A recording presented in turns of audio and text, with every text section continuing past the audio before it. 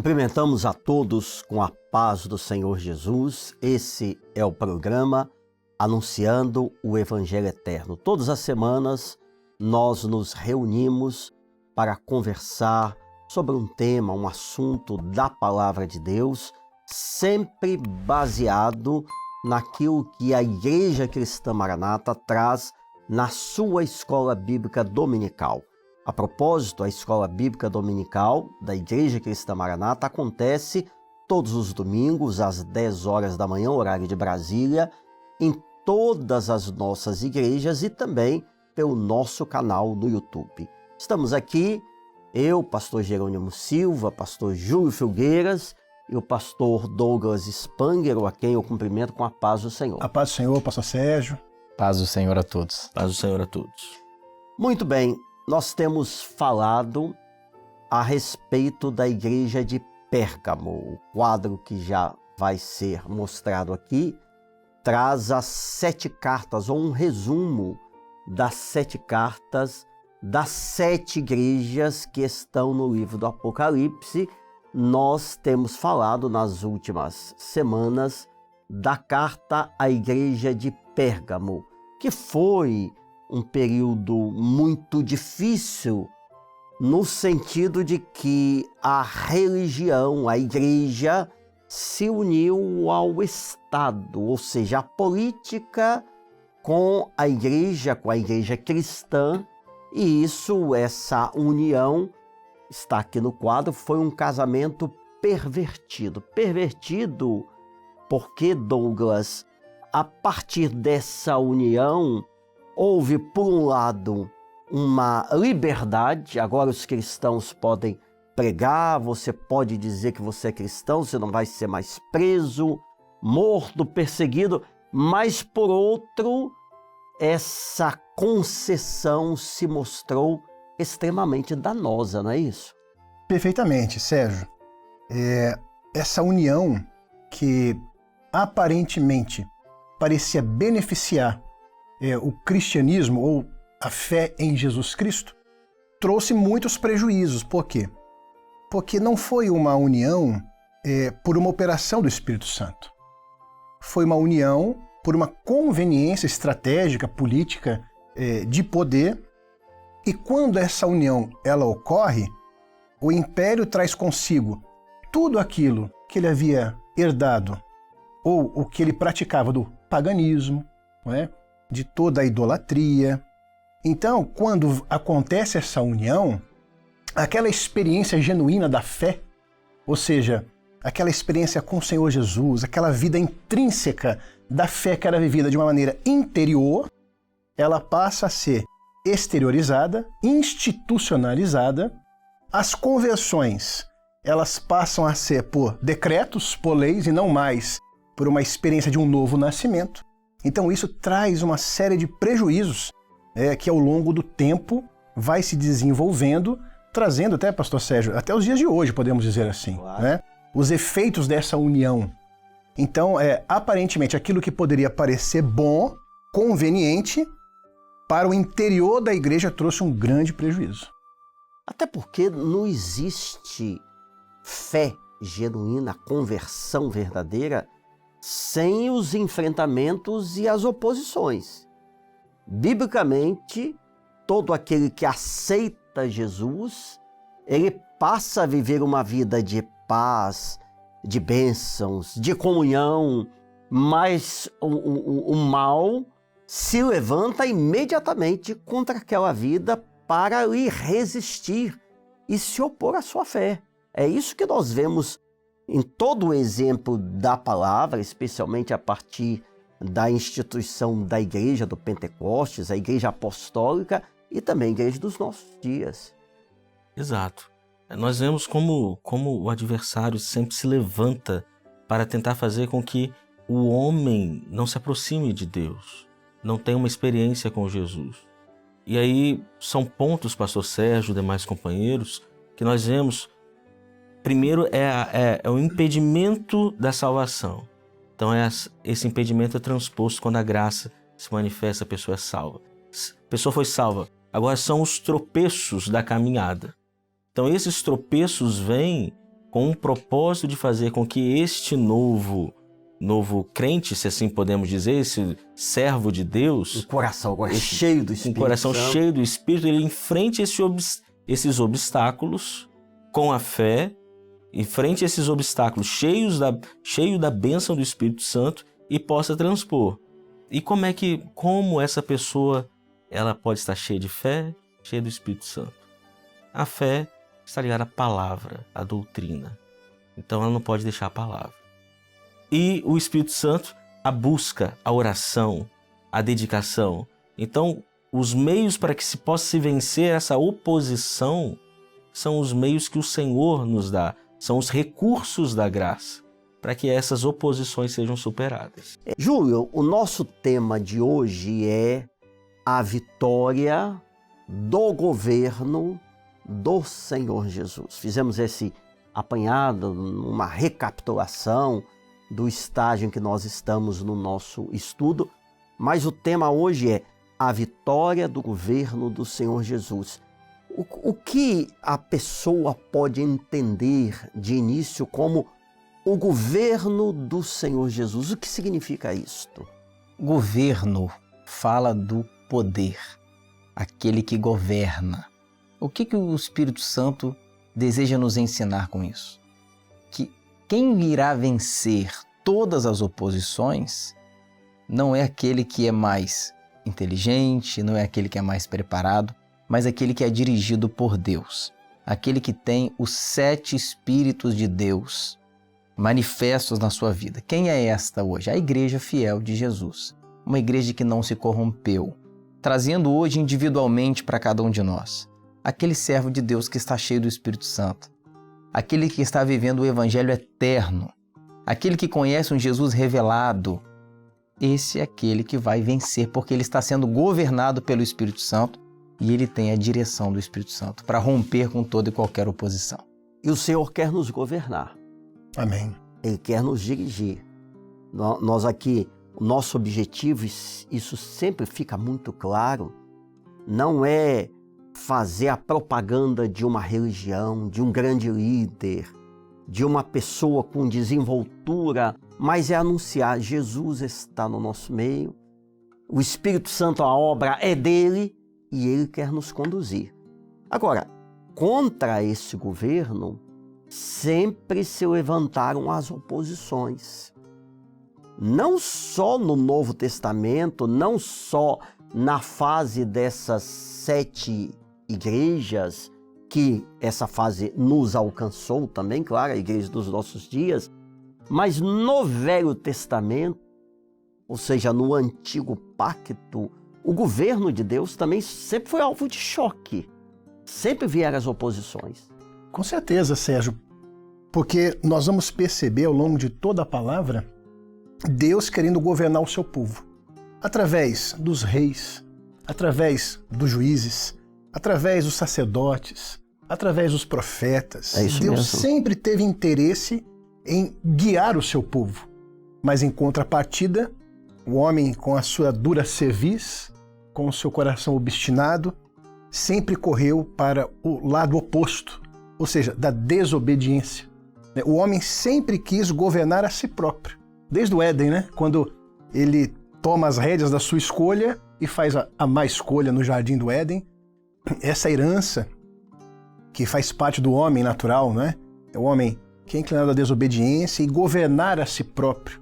Mas o Senhor quer mudar esse governo, como mudou na nossa vida. O Senhor deseja mudar esse governo e governar cada um de nós através do seu Espírito Santo. Tanto que no Velho Testamento, os profetas, muitos deles foram maltratados, mortos, presos, ou seja, esses levantes sempre ocorreram para que não prevalecesse, Júlio, o governo de Deus, o projeto de Deus para o seu povo, que é um projeto de bênção. Sem dúvidas. E Deus nunca desistiu da humanidade. Deus sempre enviou profetas, como o pastor Douglas mencionou, sacerdotes, e por fim ele nos deu o seu único filho, porque Deus amou o mundo de tal maneira que nos deu o seu filho unigênito. Amém. Ou seja, Deus abriu as portas da eternidade As janelas dos céus estão abertas para salvar, para transformar o coração do homem, para que Deus seja entronizado dentro de nós e a vontade de Deus prevaleça na nossa vida. E nós vemos essa oposição também no ministério do Senhor Jesus a todo tempo, inclusive no início. Tem o episódio, eu vou só aqui fazer um rápido comentário, vou passar a palavra para vocês, que o Senhor Jesus, antes de começar a mensagem de chamar os primeiros apóstolos, ele esteve no deserto durante 40 dias e 40 noites em oração e jejum.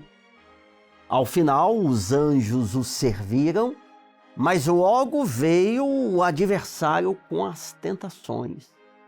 E ele venceu tudo. E o que mais nos importa é como ele venceu essas tentações. Ele venceu pela palavra, não é, pastor Sérgio? Porque todas as tentações que vieram, as palavras eram ditas e ele usava a palavra para responder. Está escrito. Está escrito. Nem só de pão viverá o homem, mas de toda palavra que procede da boca de Deus. Desculpa, na primeira tentação, o maligno foi vencido pela palavra e na segunda e na terceira ele também usou o Velho Testamento, a palavra, não é isso? Exato. Para mostrar, né, como o adversário tenta manipular a palavra. Muito bom. Até hoje, essa operação continua, essa operação do erro, essa operação em que o adversário tenta mudar a palavra, desvirtuar, até enfrentar. Porque quando ele trouxe a palavra, ele trouxe para enfrentar o Senhor Jesus e para também mudar o sentido. Então, uma das operações do erro é fazer com que o homem mude a rota, ou seja, é até usando a palavra, mas para essa vida. Que coisa. Quando a palavra de Deus, ela é para a vida eterna. Ou seja, a rota da igreja, se assim pudéssemos dizer, se houvesse um GPS, a rota da igreja é para o céu, para a glória eterna. Mas o adversário tenta fazer com que a rota do cristianismo, a rota daquilo que está desvirtuado, é para essa vida. Isso nos leva aqui a Pérgamo, porque na junção do Estado com a igreja, hoje usa-se a junção da própria Bíblia, mas com um interesse que não é profético, não é celestial, não é de vida eterna, não é interesse na graça do Senhor Jesus, mas é nessa manipulação que você acabou de mencionar. Os próprios argumentos do adversário com o Senhor Jesus foram todos para essa vida. O poder, o alimento material, transforma essas pedras em pão, a soberba da vida, a soberba dos olhos. Tudo te darei se prostrado e adorar. A concupiscência. Né? Para se lançar do alto do pináculo, né? O espetáculo. Faz o espetáculo. É tudo para esse momento, para essa vida. Nada eterno, como o pastor Jerônimo colocou, né? Coisas que alimentam o ego, Isso. mas não alimentam a vida espiritual. Não transcendem. E essa palavra transcender, nem todos entendem, mas ela tem um significado muito especial. Porque este é o objetivo de Deus. Quando falo em transcender, é levar o homem além desta vida a uma vida eterna com Deus. E enquanto nos dias ainda neste mundo, mesmo dele não fazendo parte, ser um cidadão do céu, ou seja, viver aqui, mas a sua mente nas coisas de cima, na comunhão com o Espírito Santo. É isso que nós precisamos, né? E suba Jerusalém ao vosso coração, né? Amém. Esse é o nosso desejo. Foram as palavras do Senhor Jesus para aquela mulher samaritana. Aquele que beber da água que eu lhe der, fará nascer nele uma fonte que o fará saltar dessa vida para a vida eterna. Esse é o Evangelho. Esse é o Evangelho que transforma a vida do homem. Quando nós olhamos a situação do tempo profético da carta à igreja de Pérgamo, nós não encontramos, né, essa transformação de vida, e sim uma transformação apenas de título. Mas o Evangelho eterno é aquele que transforma a vida do homem. Amém. Bendito seja o Senhor. Um detalhe, pastor Sérgio, é que na tentação de Jesus, o que é a proposta do adversário? era que ele se lançasse ao chão, uma das propostas. Por quê? Porque a pessoa, quando cai da graça, quando cai do projeto, quando ela cai da salvação, Nega a fé. quando ela nega a fé, ela adora quem? Ao adversário. Se prostrado, Me adorarás, Tudo te darei. tudo te darei. A outra proposta foi, lança-te, ou seja, é queda também. O que ele quer é que o homem esteja ao chão. Lança-te e se prostrado me adorares. Ou seja, porque quando o homem se afasta, ele deixa de adorar ao Senhor que é digno de adoração e passa a adorar ao adversário. E esse tudo que foi oferecido, isso nós não queremos. Tudo que nós queremos é mais do Espírito Santo. Amém. Glória a Deus. Mais da presença de Deus. E glórias a Deus. Glória a a Jesus. graça Glória a do Deus. Senhor é o que Amém. nos basta. Glória a Deus. É verdade. Nós hoje separamos um personagem que está no livro de Atos, já vai ser projetado aqui, Atos 13, inicialmente, versos 6 e 8. E esse texto fala de um homem judeu, mágico, falso profeta, Bar Jesus, e que havia um procônsul, uma autoridade, por nome Sérgio Paulo, que queria ouvir a palavra de Deus. Então, Barnabé e Saulo, ou Paulo, começaram a pregar, e esse Sérgio Paulo ficou atraído pela mensagem, pela revelação, queria ouvir a palavra do Senhor, mas esse Bar Jesus, que também era chamado de Elimas, um encantador, ele começou a tentar afastar o procônsul da fé. Aí continua nos versos 9 a 12, que nós fizemos um compilado para não ficar tão extenso, Atos 13, de 9 a 12, aqui está, que chegou um instante que Paulo, cheio do Espírito Santo, repreende aquela situação, a escuridão e as trevas caem sobre aquele Bar Jesus ou Elimas, aquele mágico falso profeta, e aí o procônsul fica maravilhado. Interessante o seguinte, o que mais o maravilhou, eu vou passar para o Jerônimo, não foi o sinal do homem Exatamente. ser repreendido, aquela palavra forte de Paulo, mas foi a doutrina. Jerônimo, nos conte um pouco já no lado profético sobre esse episódio. Esse episódio nos traz muitos ensinos. O primeiro dele é que sempre haverá oposição. E o ensino prático, nós estamos na carta Pérgamo, que a posição é contra a fé. A fé. Ok. E como o pastor Sérgio leu no começo, Elimas, ou Bar Jesus, tentava afastar o procônsul da fé. Ou seja, essa operação do adversário em tentar fazer com que a fé não seja vivida, a fé não seja abraçada. Então, em vários pontos que nós podemos falar, e eu também não quero entrar na parte dos companheiros aqui, né, mas eu acho que um ponto essencial é a oposição que o procônsul passou, que Paulo ali passou também, Barnabé. Essa oposição foi uma oposição para que não houvesse a salvação. Amém. Foi oposição para que não houvesse, para que o procônsul não aceitasse o nome de Jesus. E essa tem sido a oposição de agora, né, pastor Sérgio? Uma oposição para fazer com que o homem não abrace a fé. Para que o homem não creia em dons espirituais, não creia em transformação de vidas, não creia na voz de Deus, não creia que Deus fala pela sua palavra, mas muito pelo contrário, Deus fala pela sua palavra, há transformação de vida, há dons espirituais, e nós somos prova disso, porque um dia isso aconteceu conosco. Um dia nós recebemos o Senhor Jesus. Amém. Glória a Deus. Qual a palavra, Júlio, para aquele que está tendo a sua fé confrontada neste momento? Qual a palavra que você dá para essa pessoa? Olhar somente para Jesus. Se apegar à doutrina, se apegar ao Espírito Santo. Não olhar para o homem, porque quando nós olhamos para o homem, nós vamos ver falhas, nós vamos ver as limitações. Mas quando nós olhamos para Jesus, nós vamos ver fidelidade, justiça, amor, misericórdia. Então, o segredo hoje para vencer qualquer dificuldade, quando nossa fé é questionada, é depender totalmente do Espírito Santo e olhar somente para Jesus. Amém.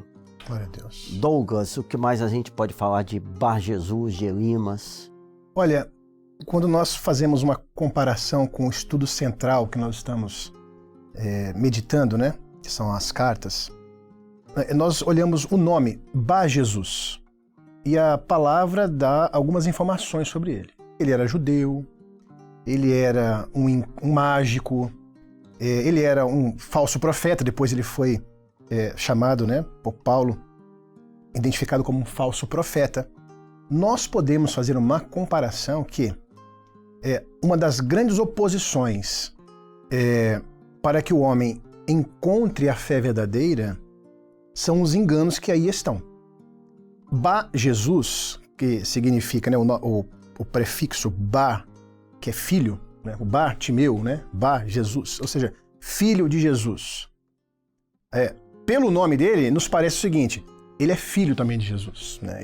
Ele foi gerado pela salvação, ele foi gerado numa experiência, mas não é isso o que nós vamos identificar no seu comportamento. Ou seja, era um engano. Tinha um nome, mas ele não vivia uma experiência verdadeira. Ele era um mágico. O que é mágica, né, pastor Sérgio, os companheiros? O que é o encantador? Ele promove o engano. A ilusão. A ilusão. O homem sem uma experiência verdadeira com Jesus, ele vive uma ilusão. Ele vive uma sede da alma, ele vive uma angústia, um desespero, ele anda em trevas. Então, o sistema que está montado, que nós podemos até chamar, temos falado sobre isso, como cristianismo, né? Muitas vezes ele traz o engano para o homem. E Elimas, ou Bar Jesus, como o pastor Jerônimo colocou aqui, a palavra fala que ele era como uma pessoa insistente.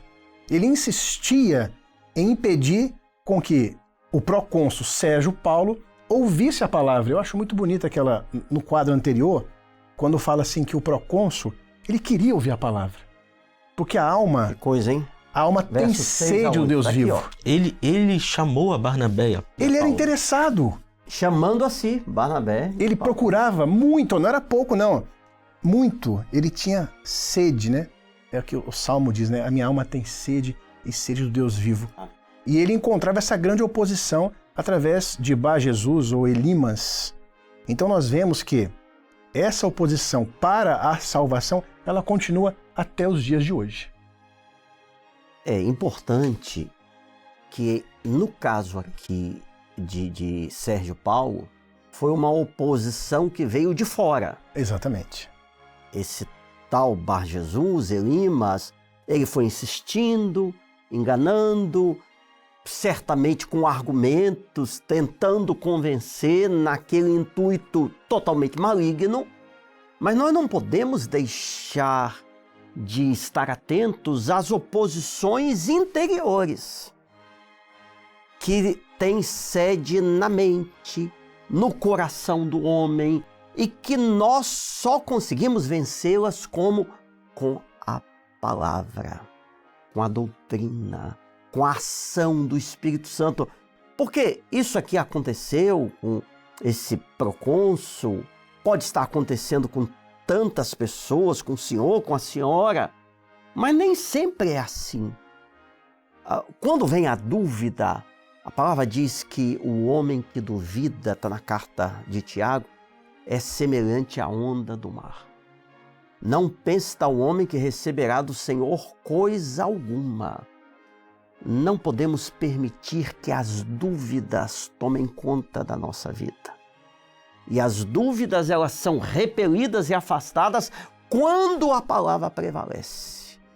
Por isso que é tão importante nós estarmos ao redor da doutrina e da palavra, porque a vitória vem pela palavra de Deus. Sem dúvidas. Pastor Sérgio, inclusive uma característica deste homem aqui, que era esse mágico, esse falso profeta, ele poderia simplesmente dizer, não, eu não creio, eu não tenho essa fé, mas ele não se contentou com isso, ele tentou desviar ainda o procônsul.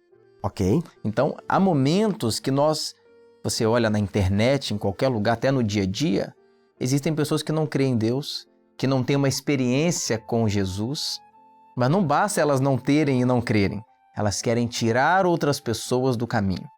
E é por isso que nós temos as oposições que vêm de fora, temos que lutar também com aquilo que está dentro de nós, dúvidas, questionamentos, aquilo que é natural, mas tudo isso é vencido através do convencimento do Espírito Amém. Santo. Não é algo, não é uma constatação humana, Não é pregação, não é filosófica, discurso. não é uma lavagem cerebral.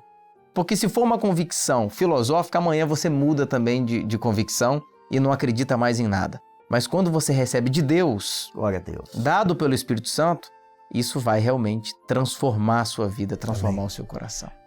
Pastor Sérgio, podemos dizer que na vida do procônsul se cumpriu aquele texto, que a fé vem por ouvir e ouvir a palavra de Deus. De tanto ele procurar ouvir, Que maravilha. ele hein? creu Aleluia. no Senhor Jesus, né? Glória a Glória a Deus. Eu quero aqui